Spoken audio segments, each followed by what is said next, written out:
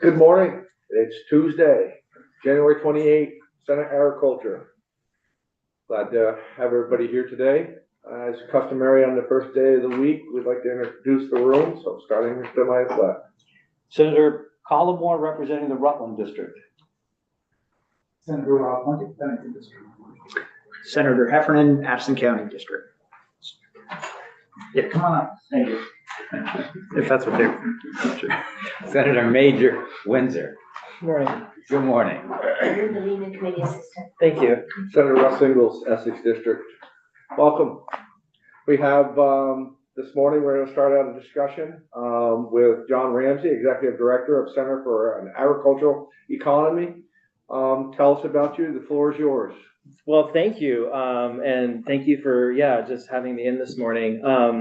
So just personally, my family and I started dairy farming in the late 70s, mid 70s. And I bought out the farm from my family in Greensboro in the early 2000s after low milk prices and pivoted that farm to a beef operation. And I'm still doing that today. So first thing I did this morning is I got up, I cleaned the barn, fed all the cows, went to work, and now I'm here. And when I get home later, I'll check on all the cows again, and that's essentially my routine. So, how big of a herd? About 80 cows, beef herd. Yep. And whereabouts are you? I'm in Greensboro. Yep. Whereabouts in Greensboro? Basically, our farm abuts the western boundary of the Hill Farmstead Brewery. Yep. So I usually use the brewery as a landmark for sure. And Gebby, I don't know if you know the Gebbies. Yep. So we're literally about a mile down the road from the Gebbies. Yeah, I know where you are. Yep, exactly. 2 Uries hanging around there too. Several Uries, yep. And when I took over the farm in the early 2000s, I had to do a refinance and basically work out how we were going to transfer the farm. So, I come at all of this work in agriculture over the last 25 years that I've done from that personal experience, and I try to bring that personal experience to my work. I also spent 20 years at Vermont Land Trust. I think some of you might have heard testimony from me before there. And I spent most of that time doing farmland access and transfer work. I helped facilitate over 100 farm transfers during my time at VLT. But 5.5 years ago, I had an opportunity to work closer to home in the Northeast Kingdom and really work on more economic development and work on more opportunities for farmers to have viable market access for their businesses. And that was a big reason why I was interested in moving to the Center for Agricultural Economy. And so I've been doing that for the last 5.5 years. I'm also on the Customer Service Council of the Farm Credit East. Farm Credit East, as you know, merged with Yankee Farm Credit a couple of years ago. And the Customer Service Councils were set up because we lost a lot of representation as a board with Vermont farmers representing, and the Customer Service Councils are meant to feed information to the board about how we're doing sort of in the ag lending sector. So I definitely have some experience there and also through the farm transfer work. Where's your beef market?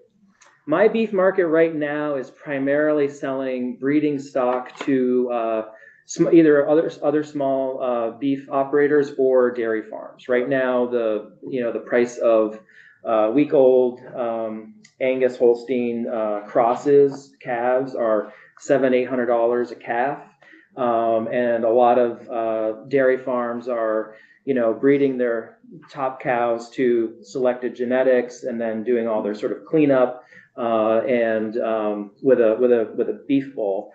Because they're getting $700-800 for week-old calves right now. Wow. Which is sort of telling us a little bit about what the national beef herd is. If folks are willing to pay that kind of money for calves. So my primary market really is on the breeding stock end of things. But this last year, my son, who's 14, took over our spot at the Hardwick Farmers Market. So he's now the one that's selling the beef by the package, and so I was happy to sort of turn that over to him. And then we also sell a couple of wholes and halves to customers, and I have a couple, wholesale accounts that I sell ground beef and stewed beef to and stuff. Are you organic? Are you, No, traditional?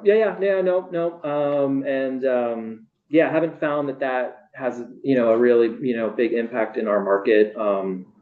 Most of our direct customers know us. It's a, direct relationship kind of thing. And many of the producers who buy breeding bulls from us are year-over-year customers. So the Roth years, they've great farmers every year. They come over and buy an Angus bull for their cleanup, or even folks in Addison County or Franklin County, some folks down in Rutland who have a small beef herd that they also are in the rubbish removal business. I'm forgetting their name. Anyway, yeah. Casella? Huh? Casella? No, it's a smaller. No, that name's hard to forget. Yeah. Yeah. But I know, I yeah. should know. Yeah. But we found that we have quite a market because we have the beef genetics, and there's a lot of interest in that right now. So As far as what you're raising, do you care whether it's heifer or bull, or when it doesn't make a difference to you? doesn't make a difference, yeah. One, you can still make all of that scale no matter what the sex of them are. Yep.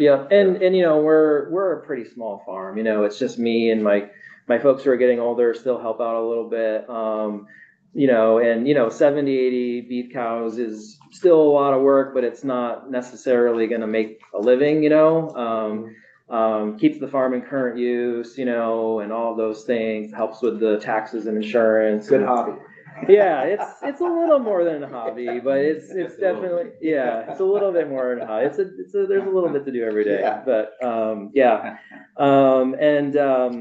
I'm also on the Customer Service Council, Farm Credit. I'm also on the Working Lands Enterprise Board. Yeah. So I see a lot of the requests that are coming in from the ag sector. Obviously see some of the requests that are coming in from the forest sector, for those grants, and have seen the demand for those grants, really sort of escalate over the last couple of years as folks are struggling with some, affordability challenges, especially with infrastructure and equipment, and how to reinvest in some of those businesses. And then I also have worked very closely and directly with most all of the technical service providers that are a part of the Vermont Housing and Conservation Board Farm Forest Viability Program. So really sort of know all of those folks very well. I've never been directly a service provider under that network myself, but have worked, with all of them. UVM, NOFA, and CAE, we actually have a couple of staff that are part of that network as well. I was going to do a little bit of an overview of what we do at the center. Absolutely.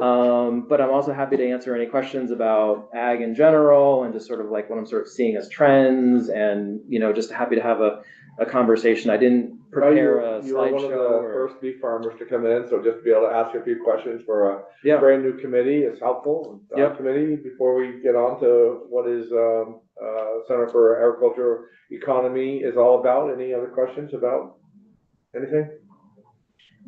You said that, are you seeing the price, obviously the price of a calf is $700. I mean, obviously that's, and I saw my colleague over here go, wow, who knows a lot more than I do. And then you mentioned that may be a national trend. Do you see them going up, or how is that? Well, I worry about it. I worry about it because it's really hard on the back end to, get a week-old calf at $700 or $800 and then raise that animal for 2 years and then make a profit. So I worry about what that means on the back end of things. And is that going to be able to sustain, cash flow, sustain debt? I really worry about the debt load that a lot of our Vermont farms are carrying right now. And I really worry about how you transition that debt, which is historically a lot of dairy debt, into these new enterprises. A farm that's trying to transition from dairy into beef, the economics are totally different. You know, what you can carry per cow debt load on dairy versus per cow debt load on beef, very, very different. You know, and so I know I'm kind of going a little bit beyond your specific question, but I think I worry about it on the back end. Sure, it's great to get that amount of money up front, but like, is it viable long term? And does that? And that means when you go to sell the cow for beef. Yeah. You want to kind of let them know what cows used to sell for? Because that's why I went. Yeah. So, I mean, you know, growing up, you know, if we got plus or minus $100, $90 per calf, Hezzy Town or Sunny Miller or any of those, you know, they would come and, you know, you'd get, you know, 90 to $100 a bull calf, you know, that was about average, you know, and then Jersey calves, maybe you get 50, you know, maybe, if they would even take them. That's, you know, and so those are just really big changes in the numbers. And again, you know, I think a lot about, like, as a state, we've been talking about diversifying our ag portfolio, but like, how are we going to do that when so many farms are carrying historic debt from dairy into these new enterprises? That's a real challenge that I feel like we're not talking enough about as a state. You know, like, how are we going to take that and make a viable business out of it? That's some of the work that we're doing at the center, and I can get more into that. I'm happy to talk more. And, you know, on the beef side, you know, I work with Bros, Tony Bro and his family up in Troy, have sent all of my beef up there for 20 years. They are wonderful, wonderful people. They do a great, fantastic job. I never, ever have any concern about sending my animals there. They are wonderful people, but they are also, I don't think Tony would mind me saying, getting tired. Mm-hmm. You know, they are getting tired. And one of the things that's really driving that is, and I see this across, not just for beef processing, but across all of our farms, is where is the labor? Where are the folks who are, you know, and Corey, Tony's son, is there, which is great, and his sister Kathy, and they're just wonderful people to work with. You know, Carl Cushing, I, you know, visited, over at Vermont Livestock, you know, a couple of years ago, and saw their big expansion. You know, like, one of the things Carl was talking about is, you know, at the end of the road, there's the place that makes the boat launch docks, you know, on Route 7 there. They can, you know, folks can get more money per hour putting docks together than they can carrying beef carcasses around and stuff like that. So, like, the labor, you know, sector of ag in general is also another concern. It's time for, and I talked to Senator Welch about this the other day, we had a 20-minute conversation. It's time for a guest worker program in the state. It just is. I mean, the politicians can fight about legal, illegal, whatever. They can do all of that stuff, and we're politicians, but we're caught in the middle of it because it's at the federal level of it. But it's time to get right down and just talk. I mean, not only in the ag business, I could fill 300 jobs probably better than that. Just snap my fingers and boom and go. And, you know, personally, and it's always a dangerous thing. You know, I do believe that we ought to know who's in our country, but we have people in our country, and ag depends on it very, very much. And it's time to end the fear of these people doing the jobs that nobody else will do, and then going to Walmart to just live their life and getting nabbed and getting sent and whatever when they're doing production. So. Not to get on that soapbox a little bit, but we need a guest worker program in the state of Vermont to fill these roles. Yeah, no, thank you. At the Center for Ag, one of the things that we've been doing is we are now a staff of 40. And we have really added a lot of jobs specifically around trucking and distribution and food processing. And some of the work that we're doing is work that historically would have been done on the farm. So, you know, Butterworks, another NEK farm, they send out, you know, pallets of yogurt, and you've got maple, plain, vanilla, lemon, you know, pallets of yogurt going out. Well, their staff is palletizing that yogurt, right? But Hunger Mountain doesn't want a pallet of lemon and a pallet of maple. So our staff is actually breaking that pallet down into the individual orders to fulfill their accounts. Like, so we're adding labor to the food system in a way that, you know, has really escalated over the last couple of years. And to remain, competitive as an employer, 2 years ago, we added healthcare, which, you know, I believe, you know, we should have healthcare access for everybody if we can, but like, that was a $250,000 bump in our, you know, we're a nonprofit, so we're raising money, you know, but if we're gonna asking people to be doing these physical jobs, getting up at 3 a.m. to drive trucks, to be in the kitchens all day with knives and processing equipment, like, we need to have healthcare, you know, and so we added healthcare, and, you know, I've raised more private funds from, and I've said to some of our donors, like, you know, like, if we're not gonna do more output, but we're gonna be able to sustain our output by adding healthcare. So that's something that we're also, I mean, again, these are Vermont Yep. challenges, right? Well, go ahead. Thanks, Mr. Chair. Can you expound a little bit on Senator Ingles' point? Because that's a theme that I'm hearing from dairy farmers, or farmers in general, is workforce or lack thereof, and you know, your colleagues and farmers that you hear, how prevalent is it that they need people to work their farms, or there may be, you know, a disaster?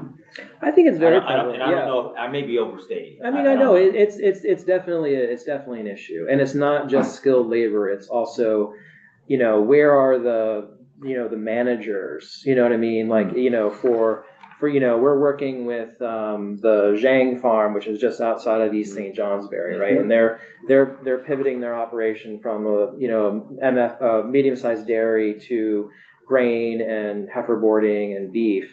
So they're adding enterprises, they're adding complexity to their farm business, they're adding sales, distribution. You need another manager in there to handle all of that extra work. And it's not just the folks to, you know, process the meat or milk the cows. It's like, where are those folks who have, you know, manager skills to help support these businesses? I think it's sort of, you know, there's a need for both. I'm seeing, yeah. Is that, are we promoting that in our school systems, both high school and college throughout the state? I mean, because it seems like that's what needs to happen, and I just don't know. I'm probably not the best person to answer Okay. that question, but I think the more we can, yeah. You know, we do, we do hire folks who need a lot of training, and we train them, you know. Yeah, we're often doing that ourselves, and I think that's a reality for a lot of farm to food businesses. Is you're doing sort of that on the job training yourself.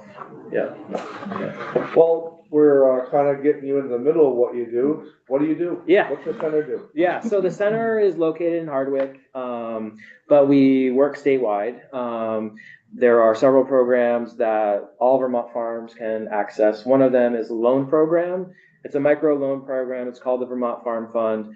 And we do 3 types of loans: emergency loans, business builder loans, and new producer loans. And again, these are small loans, $15,000 to $30,000, but they often leverage bigger projects.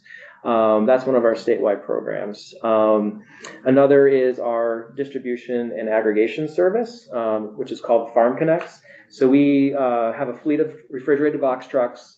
We bring those trucks out onto farms, often in very rural places like, you know, Stratford Organic Creamery or Butterworks or other places, and we pick up all of that product for producers, bring it back to our warehouse, and we do all of their fulfillment and distribution. We also purchase around almost 200,000 pounds of Vermont-grown produce every year from produce growers. We bring that back to one of our other facilities, and we process that into over 400,000 servings of local produce product that is served in schools, hospitals, and colleges around Vermont. we're also part of the VHCB Farm Forest Viability Network. And then we have two physical food hub facilities. One that's really centered on value-added food processing, and the other that's really centered on food storage and aggregation and distribution, which is the new facility adjacent to the yellow barn that was constructed. So we will move into half of that new building next to the yellow barn in Hardwick, and all of our distribution will happen out of there. So the yellow barn, for the ones that you don't know, was a barn that was there. It had a lot of purposes over the years. Obviously a dairy barn in its day, and then it was an auto dealer for a long, long time. And then a group like Cabot Creamery is one of the bigger ones, but restored this barn, raised it, did everything to it, plus built another structure next door to it. Yeah. And is doing exactly what John is saying as far as in that area. Yeah. So it's not only is it a tourist stop, but a walk-in place to purchase, but also looks like it's doing more than that. Yeah. So we work with about 150 farm and food businesses across Vermont. A lot of them obviously in the NEK, but a lot in the Upper Valley, Champlain Valley, Central Vermont, Mad River Valley. And then we sort of plug into other parts of the state through our food hub network. So we're bringing product down to Addison County, picking up product there, bringing it back. We work with Myers Produce, who goes to, Boston and New York. So, if you're a farm we actually move some beef from farm in Cornwall through Middlebury to Hardwick to, New York. And that's a way in which you can sort of plug into those markets. And then, On your vegetable producing, what, like this time of year, what happens there? Because I see you do potatoes, do they store them to ship throughout the year? And then other produce that we just can't make in Vermont, what do you do in that instant? we focus all on root crops. So potatoes, cabbage, beets, carrots, and we're able to purchase produce all the way through into the spring, probably May, June. Yep, and that's part of the impetus for the food hub, the new space. We'll have 5,000 square feet of space under refrigeration there, where we can, increase our root crop storage and frozen storage and cold storage for producers. So that was a big sort of impetus to sort of increase that, because that's a real limitation in Vermont right now, is cold, frozen root crop storage. So that's how we are able to do that. And we sign contracts with those farms so they know that we're going to purchase it from them at certain times of the year. Yeah. So is it like the maple industry where I say, okay, I can supply 10,000 pounds, whatever, and then I produce that 10,000 pounds, do you pay through time so they get an even, because like maple producers, I know that's sometimes what they do, or do some ask for a 1 lump sum? We usually have it all worked out in our contract. So we say when we're going to purchase it and for how much. And so it'd be more like, we're going to purchase potatoes from you in December and somebody else in January. Like we buy from Chappelle's here in Central Vermont, so we'll say, okay, we're going to buy potatoes from you in February and March, and we sort of work that out into the contract. Yeah. One of our facilities is called the Vermont Food Venture Center, and we're, working with farm and food businesses that want to make value-added products there. So we also provide them the business coaching, the food safety training, equipment training, recipe development, batch size development.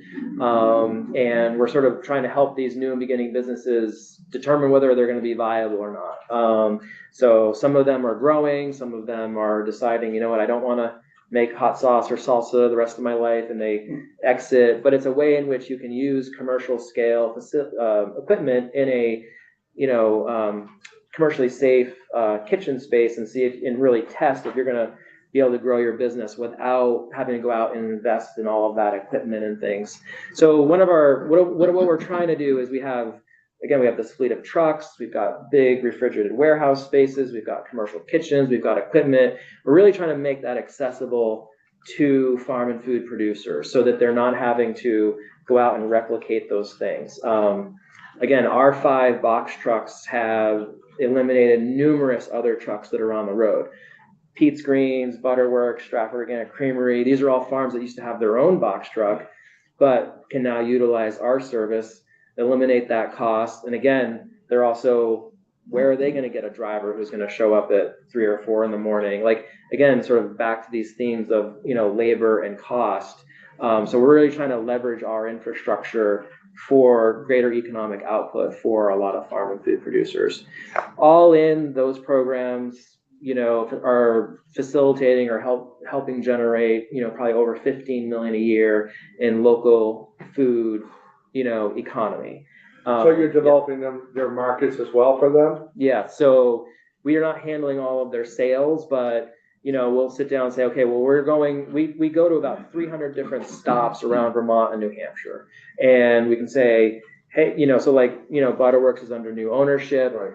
They're interested in getting into the Littleton Co-op. We already go there. Win-win for everybody, right? Yeah. It's that kind of work and that kind of collaboration with the farms. In our Food Venture Center facility, we also rent a creamery to a cheesemaker, Jasper Hill. So they make roughly half of their cheese in our facility as well. So sort of like all in, like all of our programs are easily helping facilitate over 20 million a year in local food system activity. So is your facility just in Hardwick or you have multiple? We have only facilities in Hardwick, but the folks that come and use those facilities are really from around the state. We've got folks from New Haven that come up and use the Food Venture Center. We've got folks from Colchester that come over and use the Food Venture Center. Certainly folks through Central Vermont and the Kingdom. And again, our trucks are going to, they go as far down to Maple Ridge in Benson. And we're not driving our trucks down into Bennington County, but we're able to connect with Bennington County through some other means. And we're trying to help the Vermont Farmers Food Center in Rutland scale and grow, and Acorn and Middlebury scale and grow. Trying to sort of leverage what we're already doing to help, again, these cross-docking, product movement, distribution challenges that are going on. Before this building was built, it's a new building, where were you before? We were in a 19-foot wide warehouse with one loading dock in the old milk plant up in Hardwick. Yeah. That presented some real challenges with 5 trucks, as you can imagine. They all show up at the same time. Who gets on the dock? So this facility that we built in Hardwick really will help. And the state helped out with that, with the more global Yellow Barn project. The Agency of Commerce and Community Development put in a big grant. But all in, the Yellow Barn project was about an $19 million project. The Center for Ag Economy, we had to raise $4 million of our own funds, because we are responsible for the internal components and construction, refrigeration, plumbing, heating, interior doors, windows, kitchen, all that stuff. So in the packet, you'll see there's a fundraising memo. We're about $400,000 short of that $4.1 million goal. Of that $4.1 million, $500,000 came through NBRC, Northern Borders, which was very helpful. We got $50,000 from DBIC through the Agency of Ag, and another $71,000 from the Agency of Ag. But all of the other funding were private sources from individuals and foundations. So that's been a big fundraising lift to be able to complete that project. So John, as we look across the agricultural landscape or sector, and I think this might be particularly useful for other members of the committee to sort of understand, we've heard testimony from groups like Hunger Free Vermont. I think they're going to be in either later today or tomorrow. Vermont Sustainable Jobs Fund. We've got Vermont Food Bank. We've got local food shelters. How does your group interact with all of those? It seems there's a whole lot of people doing different things, and I don't know how coordinated the efforts might be. We need to get more coordinated. And, Center for Ag Economy, I mentioned Acorn and Farmers Food Center. The Sustainable Jobs Fund is convening a conversation with all of those food hubs, the Vermont Food Hub Collaborative, to work more collaboratively. Center for Ag Economy, we certainly are much further along than some of these other organizations in terms of our scale and scope. So whatever we can do to sort of leverage, outcomes and not duplicate things, is something that we're talking about doing. With Vermont Food Bank and a lot of the food pantries, we are making deliveries there. Okay. So we are, moving food, to, small food pantries, and also in active conversations with Food Bank around how can we not duplicate things? Like, where are they driving trucks that we're already driving trucks? Are those Yeah, trucks already exactly. full? Those are definitely conversations that we're interested in, facilitating more. But there is a need for some more coordination, and Jake Claro at the Sustainable Jobs Fund is convening that group, and basically, getting some of these conversations going, and which is really, really helpful. Yeah. Do you deliver to schools at all? Yes. Okay. Yeah, we do all of Green Mountain Farm to schools, aggregation, order fulfillment, and distribution. So, Green Mountain Farm to School doesn't have a physical food hub space. So that's been an example of two organizations really partnering and leveraging each other's resources versus duplicating them. Yep. And we also sell a lot of our Just Cut product, the produce, to schools and hospitals and colleges. Yeah. Thank you. Yeah. Where did you all come from as far as your group in itself? Because, I'm kind of blown away. I gotta be honest with you. I didn't know that this was the discussion that we were going to have. I mean, I've seen the building down there, and I've always wondered, and I'd heard the numbers as far as, that, the Yellow Barn project and all of that. But, where did your group come from as far as to get this far? Because it's pretty impressive. Thank you. Well, it originated with a lot of the, more well-known food businesses in the Hardwick area, Pete's Greens, Jasper Hill, Sure. My Mowing. I think, they're still there. They're still doing, what they're doing. And that's great. We also have really intentionally worked with a lot of the lesser known farm and food businesses, and really emphasized working with small, medium-sized farms. And, again, like as a state, we're thinking about diversification, right, as a means to something other than dairy. And we don't need to sort of rehash the dairy conversation.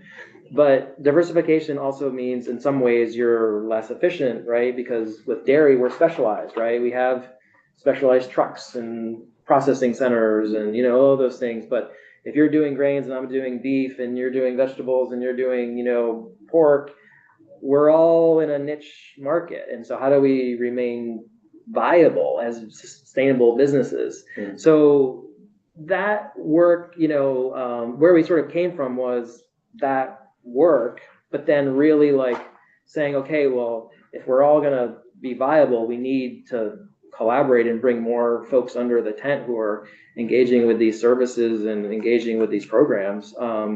Because when we have, Jasper Hill on the truck, if we've got, Lazy Lady on too, which is a very small micro cheese maker up in Westfield, that only benefits everybody. And so that's— How did you scale? Where did the money come from scale to get to where you are now?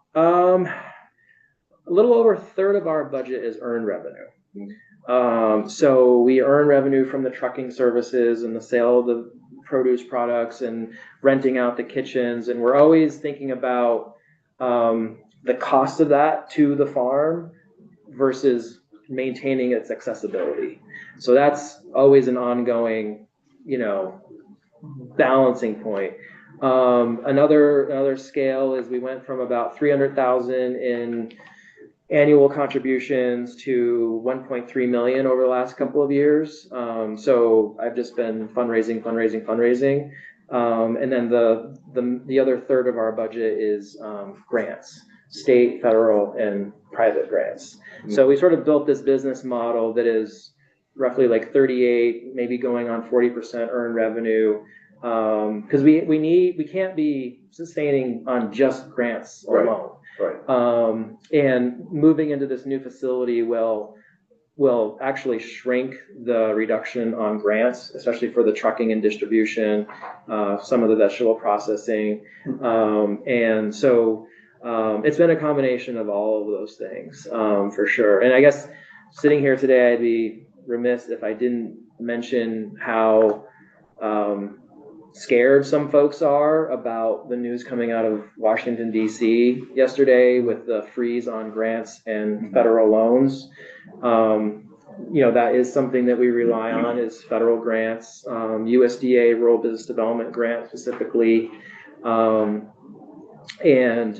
any sort of pause in that is going to have big impacts on a lot of folks, and not just in the farm and forestry sector, but I'm sure there are farms in Vermont who are hoping to have a closing this week on a farm, right? And if that is now frozen, think of what that does to just the cost of setting up a farm transfer, right? I mean, if you really think about like all of the attorney fees and all of the appraisals and all the associated, to sort of be that close and then to be sort of told, okay, well, FSA can't do that loan, that is going to be pretty devastating to folks. So anything that this, committee can do to, work with, Lieutenant Governor Rogers and Governor Scott and, Congresswoman Ballin and Senator Sanders and Senator Welch, just to sort of express support for the grants that especially our farm and food sector rely on, but also the loans. And FSA doesn't just make loans, they're providing loan guarantees to Farm Credit and VITA, right? So in Vermont, we have Farm Credit, we have VITA, and we've got FSA. Those are the three biggest lenders in ag. There's really, ag lending has become really specialized because it's risky and it doesn't fit in the box in the, commercial loan portfolio when you sell your loan package out to the bigger bank, right? And I know VITA and Farm Credit both rely on those FSA loan guarantees. Right. I don't know if that's part of the freeze, but again, these are just big questions that folks are going to have. And I mean, we all don't know the answers to those things, but I think that there certainly is a lot of economy that is driven by federal loans and some federal grants. So yeah, I would just encourage you all to, just work with everybody to see where we can get with all that. Yeah. Yes. Thank you, Mr. Chair. So John, and you probably don't know, but I'll ask anyway. Over the weekend, there was a lot of talk about people that were arrested and put on a plane and sent back somewhere. Columbia. Yeah. From my experience in this committee, most of what we see as out-of-country workers, especially on dairy farms, have been doing this and coming back year after year after year after year. So I don't think that there's as much potential for some of those folks to be grabbed, if you will, because as I understand the national scene, they were looking for people that had criminal records and felonies and stuff. And those were the ones that were initially sent out. I mean, it may get to that later down the road, but are you aware of anyone from Vermont that was in that category over the weekend? I'm not specifically, no. Okay. No. I know that there are folks who are concerned about, Of course. very concerned. I don't know anybody specifically that was in that category. Yeah. So just thinking, the committee doesn't know, but Pete's Greens, I mean, they are a big organic producer of vegetables. Probably one of the largest in New England. And they've done very, very well from a guy that started in his family garden out by the end of his driveway, selling his family's vegetables to where it is right now. What would he say that you do for him? So right now what we do is we move all of their product to market, or most all their product to market. So we're sending 4 trucks out to Pete's Greens every week, picking up all of their pallets of wholesale. We also do all of their CSA delivery and order fulfillment. So he has a CSA, network that really spans into the Mad River Valley, Champlain Valley. And I might get a CSA box that's this big, and you might get a CSA box that's that big. Well, we sort of break down all of those orders and do all of that order fulfillment for them. Huge.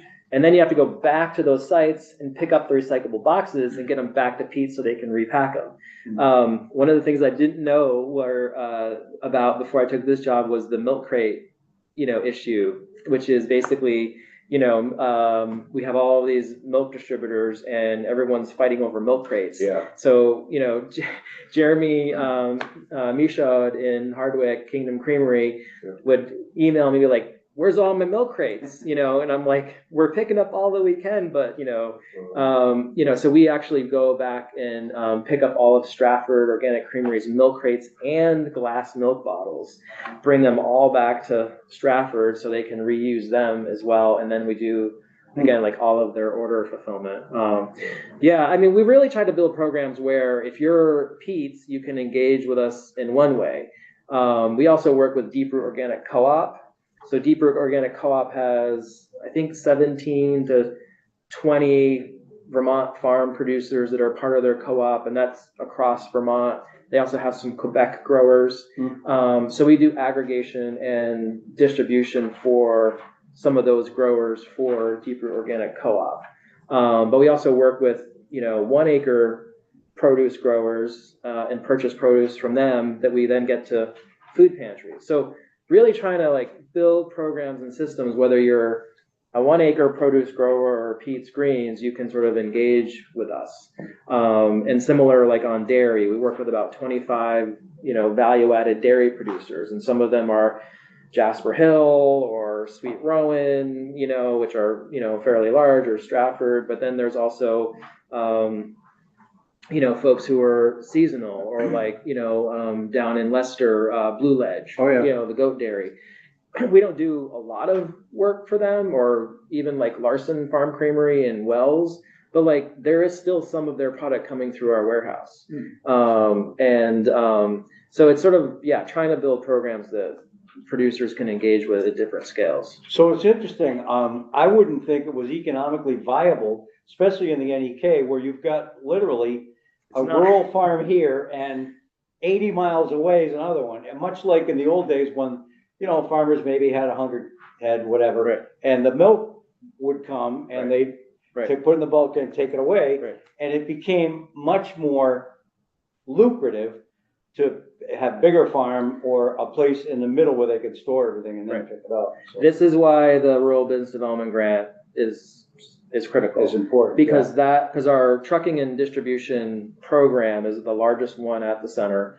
And that's a little over $1 million budget for just that program. And, we rely on that Rural Business Development Grant to help subsidize the cost of moving that milk and value-added dairy product from these rural locations to market. It's not cost effective, and these trucks are not built for back roads that are in various condition after floods and all of those things. Mud season, and mud season. I mean, this is the distribution company program that we run was originally a for-profit business that was going to close. And that's why we brought it under the center. And we did that. We started operating it January 1 of 2020. And then I think I know who that was. And then immediately COVID happened, and we leveraged that to not only bring product to market, but we also delivered 100,000 shift meals for the Skinny Pancake and did the USDA Farmers Feeding Families program. And so, trying to really leverage all of this infrastructure for all of these purposes for communities, not just the market access, but also food access and other things. We've shut down 3 days the trucking service since we took it on in 2020. One was the day after Thanksgiving of 2020, which is when we had our first COVID case. on Thanksgiving Day 2020. So I notified all of our producers on Thanksgiving Day 2020 that we weren't going to run the service on Friday. Because at the time we didn't have vaccines, we were still, all of those COVID protocols. But we were back up and running on Saturday, and then we were shut down for a day after the 23 flood and shut down for a day after the 24 flood. So, but that service runs about 20 hours a day between product coming in and drivers on the road. And it's work that not everybody wants to do. It's loading trucks at night, driving on back roads, or So are you almost a full 24/7 business then? Yep. We have folks working 7 days a week. We do distribution on Saturday, order fulfillment, and all that on Sunday, and run routes the rest of the week. And yep, The water got a little close to your building here in this last little, it's a little uncomfortable. but it was. Yeah. Didn't flood, but yeah, it was a little uncomfortable. Yeah. So no, it's What's been, your relationship with the state then? well, certainly the Agency of Ag is very supportive. If you look at the governor's, Commission on the Future of Agriculture and many of the recommendations that came out there, you can sort of go down the list, and the center is, ticking a lot of those boxes. So, that's certainly been helpful. And Anson and, Allison Eastman, everybody at the Agency of Ag is very, very supportive. And I think, beyond that, there isn't a lot of state funding, that the state has, certainly the VHCB funding we get, which we're part of the Farm and Forest Viability Network, is important. Yep. So I would, continue to advocate for that. Certainly the Agency of Commerce and Community Development grant for the Yellow Barn project was very, very important. Some Agency of Ag grants, for sure have been helpful. I know that the state budgets are tight, school budgets are very tight. We've been trying to leverage the support we do get with, either federal grants or other private grants, and just trying to be creative. And again, finding that mark from the state or whatever. We've never done that. Yeah. And I didn't pursue that last year. We had this big fundraising campaign, and was talking to Senator Starr a little bit about that. And we decided not to pursue it with some of the budget constraints and some of the other things. I was hoping that we would receive the RSFI grant through the Agency of Ag, which was one-time money from the USDA. We were not successful on that. And part of the reason is that we had to commit so early to our involvement in the Yellow Barn project that a lot of the work was done or underway. And if it was even underway or committed to do it, we became ineligible for the grant. Even if like we committed to refrigeration in April of 2024, the grant came out in July. The refrigeration, even though it wasn't built or installed, was ineligible because we had committed to it. So sometimes those are, challenges that I know that the Agency of Ag is really struggling with in terms of, how to make these grants, fit the box, that sort of comes with it, especially if it's a federal grant. We certainly, stay in close contact with folks at the Agency of Ag. The federal strings sometimes are very long. Yes. Yeah.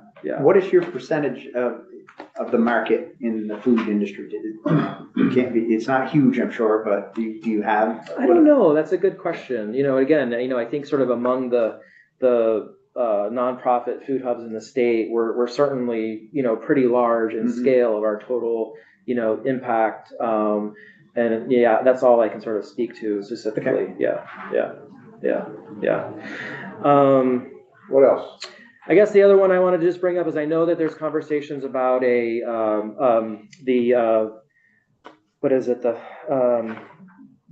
Farm Security Fund. I know that there's some conversations happening. I think that Senator Hardy was maybe gonna sponsor a bill that I think NOFA was. Maybe I'm getting too far ahead. No, but essentially this is work that's come out of the emergency response efforts for after flooding. So NOFA has provided direct, I think, $5,000 grants to a number of farms across Vermont that have experienced flooding. The center, at the Center for Ag Economy, we have done emergency loans.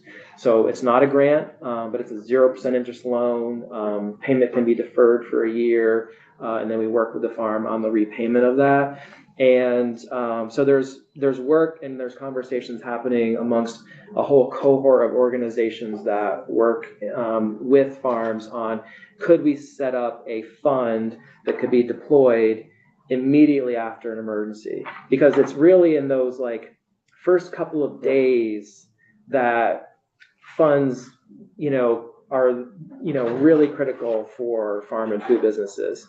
So I know that that's a conversation that is happening, and again, there's been tremendous support for food and agriculture after farms, but it doesn't nearly come close to replacing the true economic impact of those disasters for some farms. So, yeah. So we did take testimony from NOFA about that farm security fund. The thing I never heard was how much. They never sort of said, here's what we envision to be. Kind of like, I look at it as sort of a rainy day fund that we still do have. So I have no idea how much money we would put in that fund. Senator Hardy has spoken with me about that bill coming forward. Yeah. So again, taking a look at that, is that something that's possible? I know that immediately after the floods, there were instances where our loan program and the NOFA grant were like literally the first on the ground, ways in which funds were getting to people who literally needed to just fix their driveway and hire a contractor if they could get one to do that. And so yeah, anything sort of in that realm, I think would be very, very helpful as well. Okay. The fund loans, where does that money generate from? That has all been private contributions and donations. So we have built through, grassroots fundraising, a little over 1.6 million in revolving loan funds that we can deploy. So that money just sits in an account, and if you need to use it, you make the interest off it, but also. There's a whole application process. It's all online. It's accessible to any farm and food business in Vermont. And we try to turn loans around in less than 2 weeks. Awesome. Yeah. That's great. Yeah. Well, John, impressive. Very impressive. Thank you. Stop in and see you. Thank you. Yes, And, anytime. Yeah. I'm usually in Hardwick. Yeah. So, it'll be soon. Great. Got some other things I'll talk to you about, at another time. To help promote you. Thank you. And, very impressive.